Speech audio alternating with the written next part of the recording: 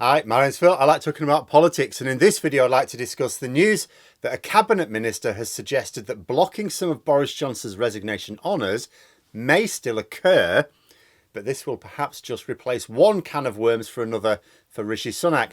But first, if you'd like to be notified of daily news in politics, please subscribe to the channel. So, actually, the economic news is a bit of a disaster for Sunak today, and ordinarily I would be talking about that in this slot because it's not just the inflation figures. There's a whole raft of economic data out and it's all really very bad. But as there's every chance that it's so bad that this will be the focus for today's PMQs, I'm going to hold off for now. If Starmer doesn't bring it up, I will do so later on. But in the meantime, there's another problem for Rishi Sunak to deal with. According to an article in the Mirror, a cabinet minister has said that the two people featured in the recently leaked video of the illegal lockdown party at Conservative Party headquarters, who are being honoured by Johnson, could have those honours withdrawn. Now, it doesn't say which cabinet minister, so they're not obviously ready to go public just yet. But someone at the top of government saying this, even in hushed tones, anonymously, suggests that the government are considering the public mood on this one, because it could turn nasty. Boris Johnson used to make a habit of pursuing policies, and people would say this is going to be really unpopular. Do you really want to go ahead with this? Yeah, it'll be fine. They love me, you see. They'll do what I say. And then it would turn on him. It would go very, very badly, and then he would have to U-turn later on when the public backlash became too much. Now, it may be that Sunak fears that he is in for a dose of the same. But it would be very tricky. See, you might think it'd be straightforward. Look, it's really, read the room, Sunak, read the room. This Partygate video has been released. We've got two people who were at a party when other people were prevented from being with their loved ones. And it should be a no-brainer that these people should not be honoured. One of them is going to the House of Lords. That cannot happen. But it would create massive political problems for him. See, Sunak's main concerns will be, first, enraging the Johnson supporters, even if he doesn't care about Johnson himself. You know, he's gone into hiding over this Privileges Committee report vote, for example. So he is clearly rattled. Second, losing his main argument for blocking honours. See, as soon as he blocks even a single honour as being inappropriate, he loses his argument about precedent. Also means that if he sticks by any other unsuitable honours, he is saying that they are suitable. Now, both of these considerations are huge. Sunak is trying to tiptoe around the Privileges Committee action against Johnson. He is simultaneously trying to appeal to both those who are appalled at Johnson's behaviour, but also those who still support him. Although it is likely he's just annoyed both. He will have upset the Johnson supporters because, well, Johnson is no longer in Parliament and they'll see Sunak as being responsible. And he will have upset those upset at his behaviour because he's taken no disciplinary action against Tory MPs maligning the committee, as he said he would. And he's avoided the vote himself, even though half his cabinet managed to turn up. He tried to say, oh, it's not a government matter, it's a House of Commons matter, not a government matter. It's like, yeah, but you're also a member of the House of Commons. And this argument that the government should stay out doesn't hold water, given that half of his cabinet, the most senior members of the government, voted anyway. In fact, it's impossible for Sunak to say he has no position on the matter, even though he's trying, because a load of his cabinet ministers voted in favour of the report and not a single one against. It's not even balanced as far as the cabinet's concerned. That means the government position is one-sided. So why wasn't his? But the second concern will probably be the big one. So far, he has said that he will not block the honours because precedent suggests that he cannot. Although it is funny how he uses precedent when it suits him. For example, he says it's right for the taxpayer to give Boris Johnson £250,000 of our money for legal fees defending his Privileges Committee inquiry.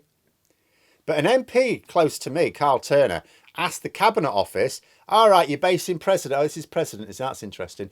Can you give me a list of all the times when the taxpayer has funded legal defences for current or former ministers facing parliamentary inquiries? They were unable to do so because there is no precedent. But Sunak is hiding behind precedent on the honours issue in order to avoid saying whether the honours are suitable or not, because almost none of them are. But he doesn't want to say that. But if he blocks even a single honour, then he has to. Because if he blocks just one honour as being inappropriate due to, say, the Partygate video or anything else, he is setting fire to the President defence and saying that unsuitable honours can be blocked by a future Prime Minister after all, because he will have done so. So Sunak will want to resist blocking any honours at all. You know, he will only do so if the public really does turn nasty over this, because he will fear that he'll have to actually wipe out almost all of the honours. Because if they block these two, questions will then be asked about the others. For example, why would a 29-year-old who did a maternity cover at Downing Street be sent to the House of Lords? Why should people who partied on the eve of the late Queen's husband's funeral be honoured by her son? Most of the people named in Johnson's honours list are clearly not appropriate. And I mean objectively not appropriate. You know, we may not like Jacob Rees-Mogg or Priti Patel being honoured, but they are experienced MPs. It's not unusual for experienced MPs to be honoured, so that you can't really have an issue with that. But some on the list are really baffling, and Sunak would face questions about all of them. If he refused to block further honours, he would be putting himself on record as seeing those honours as appropriate. Because if he gets rid of any honours as inappropriate, by definition, all of the ones he allows are appropriate as far as he is concerned. He could no longer hide behind precedent because he would have broken it. And it might not even end with Boris Johnson's resignations list. Shall we not forget that Liz Truss was Prime Minister as well? I know it was gone in the blink of an eye, but it will cause no small amount of consternation that she is allowed a list at all. But it isn't just the case that she's producing a list. It sounds to me like she's producing a full one, a big one, dozens. Not a slimmed down list to reflect her shortest term in British history. And she is planning to honour a load of people responsible for pushing the insane economic theories, which when put into practice, nearly caused a run on the pound and decimated people's pension pots. The same people who are trying to argue that we should have stuck with those policies, that Liz was right, they are going to be receiving honours. Some of them are going to be in the House of Lords. Some are going to get knighthoods. The good news for Sunak is that honouring economic vandals is generally less upsetting for the public than honouring people who parted while they were unable to be with their dying loved ones. But it could still be awkward. The fact that Truss was only Prime Minister for a few weeks and caused so much damage will mean that the default public position is likely to be, why is she having an honours list at all? And if she puts any really objectionable names on the list, that could be a bit of a PR problem for Sunak as well, especially if he has blocked any of Johnson's. Because then he will be asked to consider these. And then what might happen, let's say Sunak hasn't blocked anything at this point, but Truss puts down currently sitting MPs down for peerages, just like Boris Johnson did. Except on this occasion, Sunak won't be able to having his monkey business going on, because they will be forewarned. They will know that they have to stand down in order to take them up, triggering by-elections. So Rishi Sunak could have a whole new wave of tricky elections, and then they're likely to be very awkward one. I'm actually wondering if Liz Truss plans on sending Simon Clarke to the House of Lords, because he's going to lose his seat in the next election. Absolutely guaranteed. I mean, we might not need a general election at this rate. The by-elections keep coming. That might cost the Tories their huge majority if they keep resigning or getting busted. And if Sunak doesn't block Johnson's honours, but does block one or more of Truss's peerages, you know, to try and stop these by-elections, he again destroys the precedent argument. All very tricky. You know, I was asked if Labour could have amended the Johnson report motion, for example, to cancel his honours. I mean, it was noted that all that's happened, really, the only punishment for Boris Johnson is he's had his lifetime Westminster pass taken away from him. Now, that might sting him a bit. It might sting his ego, but it's not like, you know, serious punishment. So some were suggesting, well, couldn't they have amended the motion to cancel all his honours? Now, I actually don't know.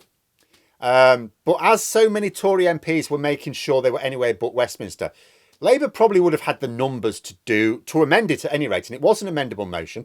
I don't know if the Speaker would have allowed that particular amendment, but there are good reasons not to have amended the motion as well, even if it was possible. See, not the least of which, by the way, is that if Labour amended the motion, that is them saying that the committee didn't get it right, which then leaves the gate open for the more scurrilous accusations.